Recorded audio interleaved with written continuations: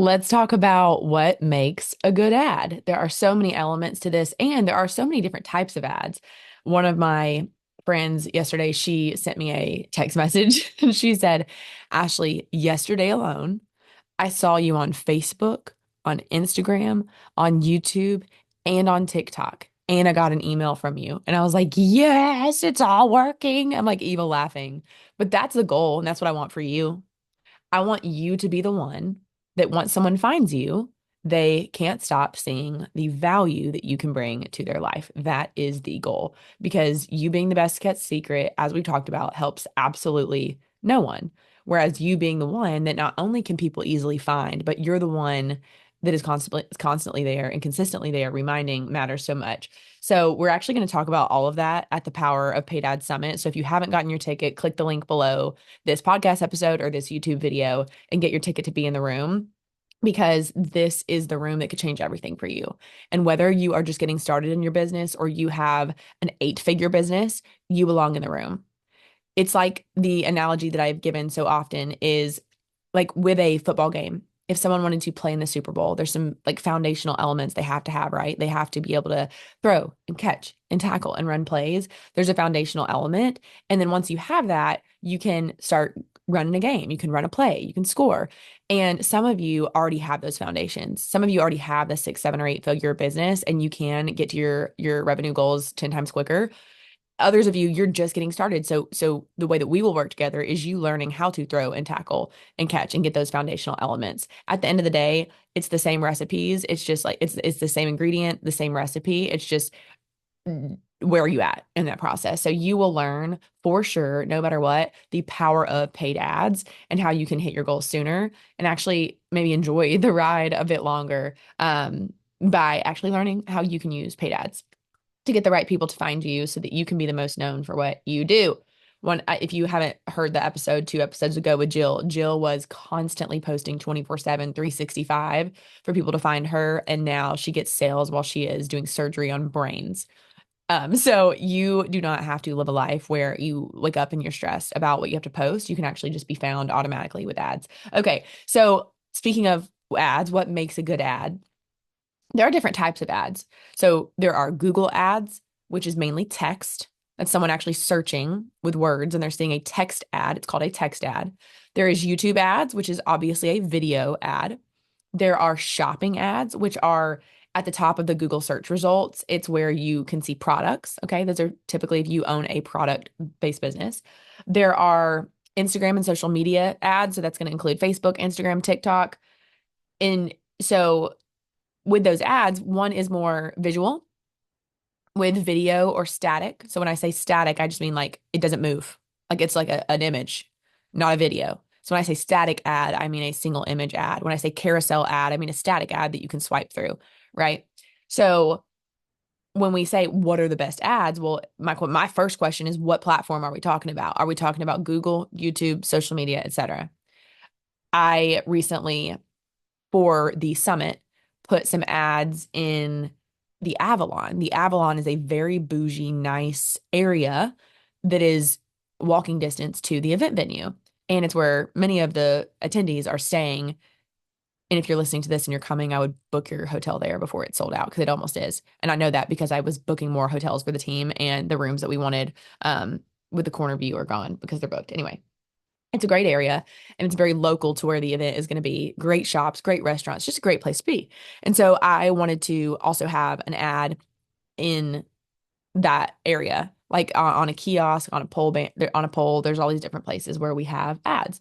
And the way that I approach the ad copy for that or the ad creative, and when I say ad copy, what I typically mean when I say ad copy, I mean the actual words of your ad.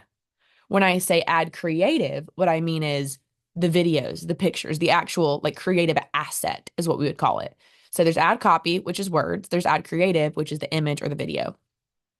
Okay. Or the text if it was doing a search ad. So before I can even answer so let me tell you what I am going to answer today. I'm going to answer what are the best type of ads you should run for a product business, for a service-based business, and how much does the creative really matter? And how do you speak to a warm audience versus a cold audience? Those are all really good questions. And these were actually submitted questions from someone who listens to the podcast. So if you have questions that you would like answered on the podcast, please do send me a direct message on Instagram. I would love to hear your questions and answer those live here on the podcast. So that's what we're going to talk about today. And I'm going to answer those questions for you. And actually, this shouldn't be too long of an episode because I'm just going to rapid fire into these answers and my perspective so that you can think about what matters for you and your business. All right. So for a product-based ad, what's the best type of ad?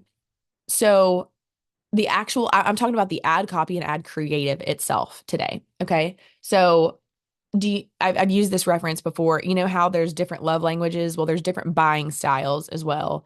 And it's just everybody cares about something different. Some of you, maybe you're listening and you care about data. Maybe some of you care about the emotion side. It's like the five love languages. Some of us love hugs or gifts or acts of service. And it's actually the same thing with your advertising. You need multiple messages. And at the end of the day, what's the best thing that you could do? What's the best type of ad? The best thing you could do is have multiple variations of ads. I'm going to give you some examples of that. One could be a testimonial of your clients, like saying, I love this product so much. Look, watch me put it on my hand. Do you see what it did to my skin? It's like so moist. So you can do testimonials that are statics or carousels. You can create a video. You can ask them to send you a video, but testimonials should be a piece, and those work for both product-based and service-based businesses. In fact, although you think that there's a drastic contrast between a service-based business and a product-based business, at the end of the day, you have something you want people to find, and getting third-party validation, which is getting other people to advocate for you that your product or service is good, it's the same no matter your business type. Someone is searching for your product or service, regardless of the fact that it's a product or service. So I think we often think that it's very different, and it's not.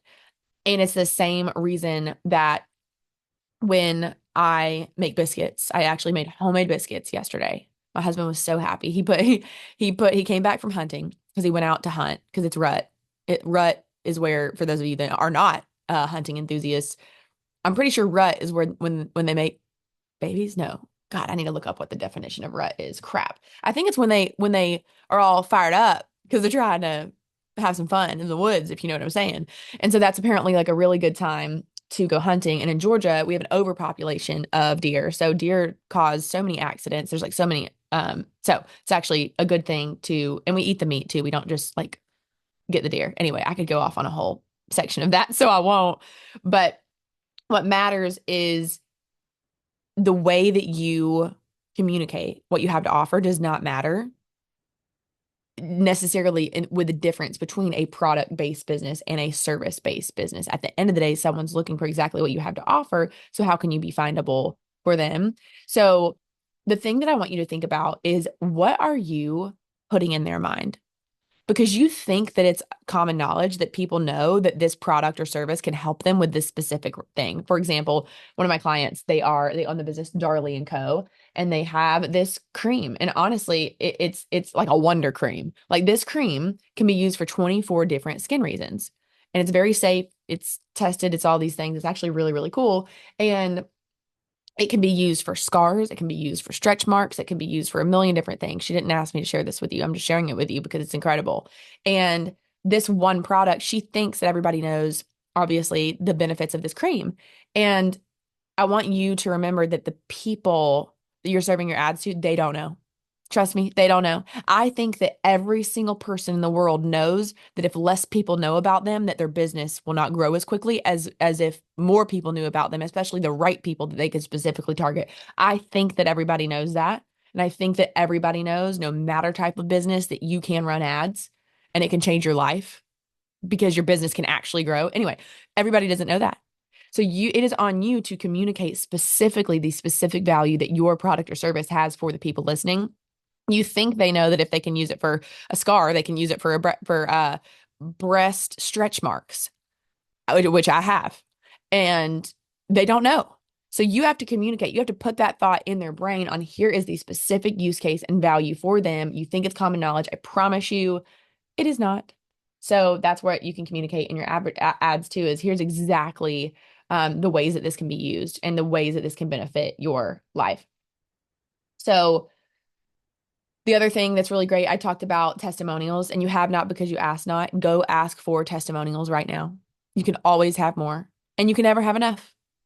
So it is the gift that keeps giving. The more testimonials you get, the more sales you will make. The more sales you will make, the more testimonials you get. Like it's like a feeding process, but people want to know for sure that other people had paid for your thing and it was valuable. And if you try to launch something that has no third-party validation or trust, you're going to struggle at the beginning.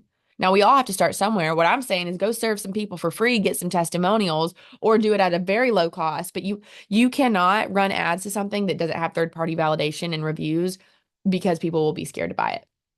And then you'll think your ads aren't working, but really they got to an offer that they didn't want to buy because the value wasn't clear enough. So a lot of times people do, it can be a hard thing to decide, is this a sales problem or an advertising problem?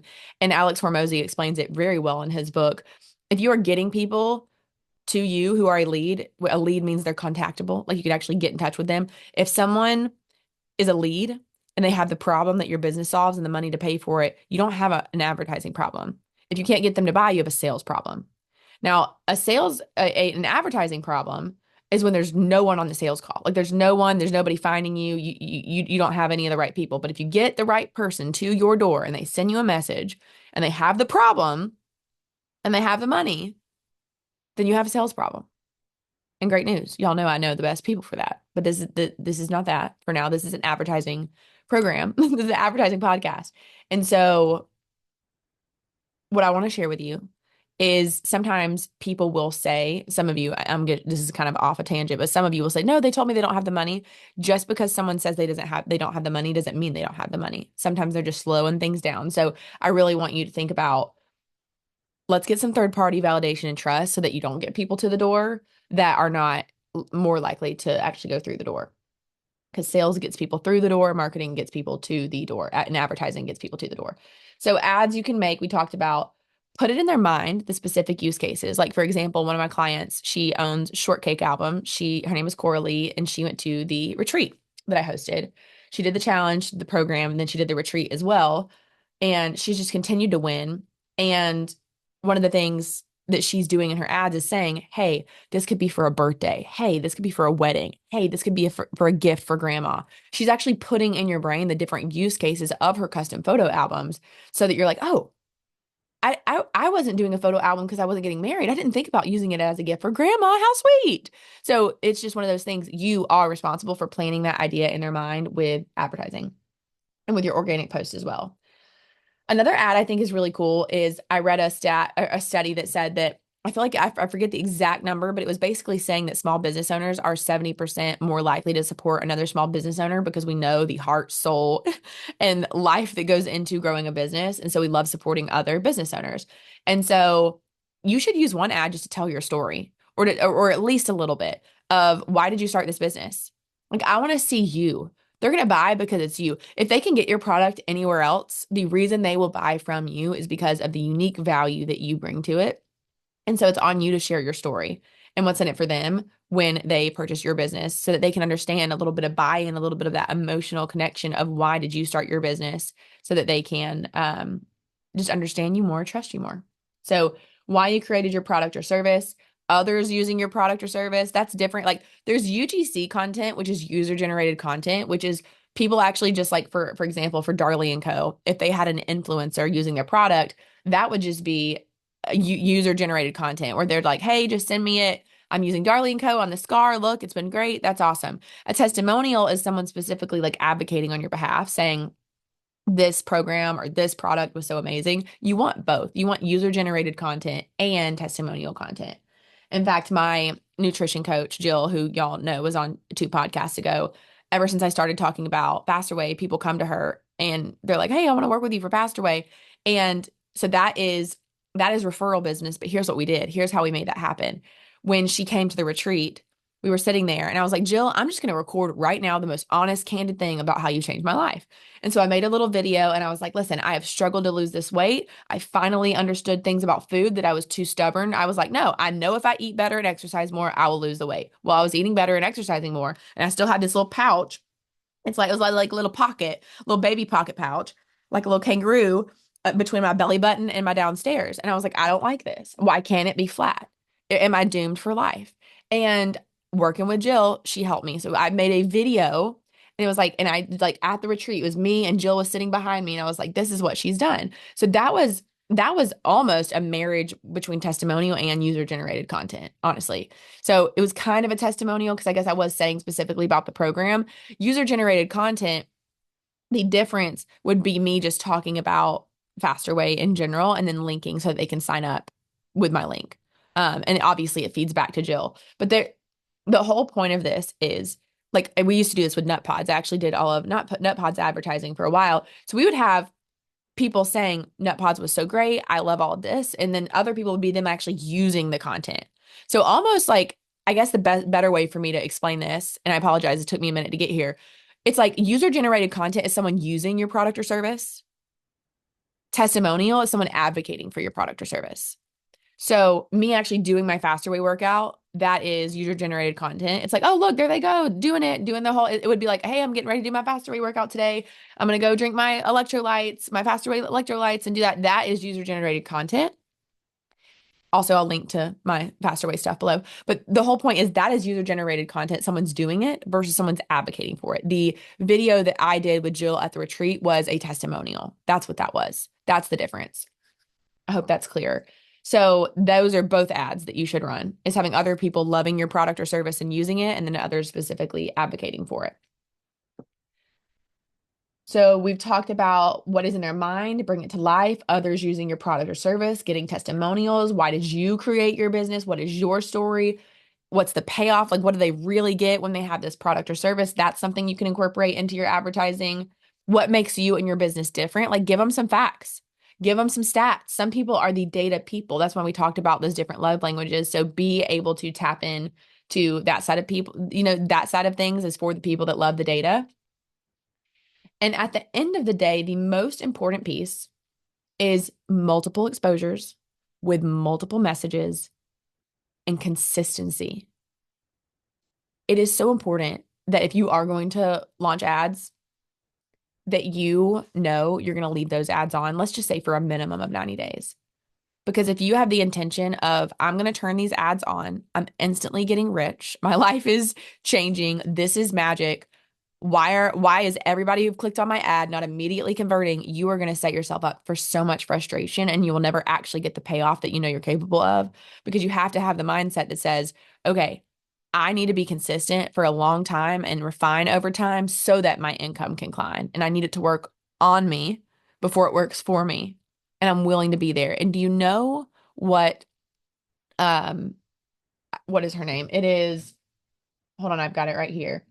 Professor Angela Duckworth of the University of Pennsylvania. She did a TED Talk and I watched it, and they did a study where they found that the number one trait that was the highest indicator of success. Do you know what it was? Grit. Here's how she defines it. She says grit and passion, or sorry, let me start over. Grit is passion and perseverance for long-term goals. One way to think about grit is to consider what grit isn't. Grit isn't talent. Grit isn't luck. Grit is how intensely for the moment that you want something. Grit is about having what researchers call the ultimate concern, a goal you care about so much that it organizes and gives meaning to almost everything that you do. And grit is holding steadfast to that goal. Even when you fall down, even when you screw up, even when progress towards that goal is halting or slow. That is what grit is. And I'm going to tell you right now, if you don't have grit, you will not win with paid advertising. You have to have grit, period. The end. If you launch something in the first month, second month, third month, sixth month, ninth month, you're still trying to figure things out, you are in the exact right place and you will figure it out and you will get the payoff. And if you will do all of that relentlessly, and you have this, what they call ultimate concern for your goal, you will learn what doesn't work for so long, you will eventually learn what does. I mean it. I'm serious. That is the difference between the people that I work with that get the most results versus the least results. A lot of people start wearing down. You get to about 6 months and you've had some leads, you've had some sales, you've had some progress, you've had some email list growth, you've had more traffic, you've learned more things, and all of those are wins, but you don't see it. Everything's hazy. You're like, I am breaking even. Why am I breaking even? I really want to be profitable. And you're just learning and learning and learning. And what you may learn is we got to work on your offer. You may learn we got to work on your pricing. You may learn, hey, I'm getting a bunch of right people, but they're not buying. What is it? Is it the experience? Like there's so many other elements to it, but eventually ads will speed up you actually learning something about your business you may not have ever realized. You may have gone on and on and on. And grit is super important when it comes to your ads. So when you talk about what type of ads, I can give you the playbook right now, but what I can't do is give you grit because it's going to take that to refine over time and to win with these ads that we've talked about. So the reason I said, well, how do you create a good ad? Well, you can launch it, but you need to have perseverance with ad testing because you're going to test this video didn't work. Ooh, this one did. This one didn't. This one did. So that perseverance and resilience to actually testing the ads and actually leaving your ads up long enough for you to figure it out is what matters. And I really want you to think about what is the absolute positively worst case scenario that can happen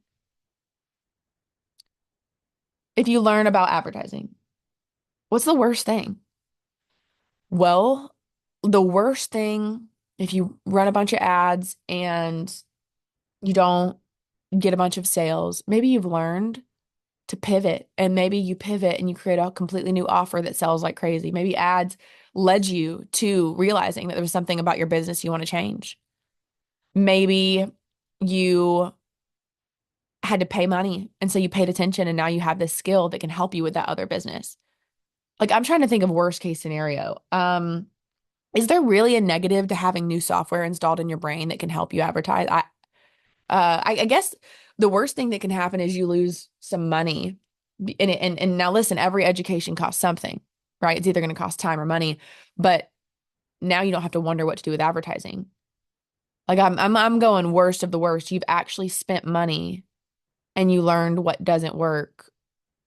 And good news is you can always make more money.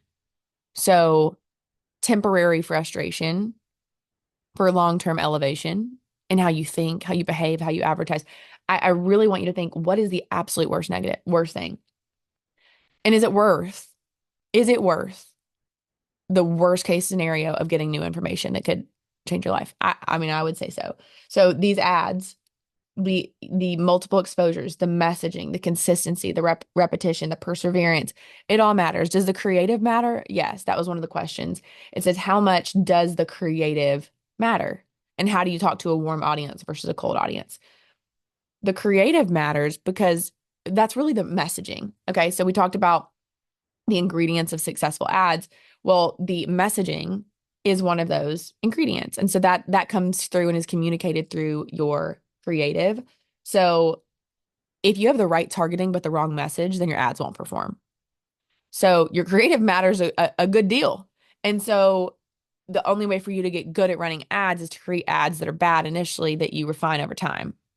So you will eventually get good at creating ads, or your team will eventually get good at creating ads, but it is going to take you just getting it out there, getting some data. Now, don't put anything ratchet up. We won't do that. But and go listen to episode number 36 of Don't Record an Ad Until You Listen to This. So go listen to that episode. But you getting better at getting on camera and on your ad will make you better and your creative will improve over time and so will your ad performance. Your creative will improve as your ad creative does too, truly.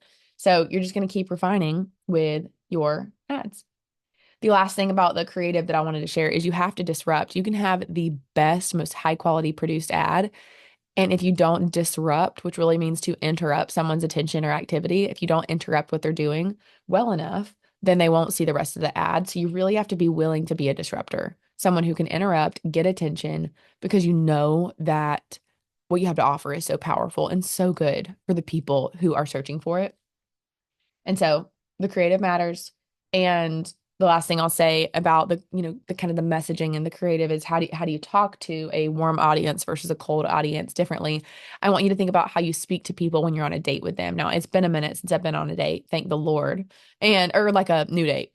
And a cold audience is like your first date, and a warm audience is like your recurring dates. On your first date, you're not going to say, "Hey, buy this right now. Marry me today." That's going to scare them. And they're going to be turned off to that, honestly. And so you really want to think about how can you warm them up to you and just be a little bit detached. Like, hey, I hope to see you again. Hey, if you want to learn more about our product or service, click the link below. Like that learn more, try it out. That type of messaging. I like to be a little bit more less direct with like buy right now versus over time.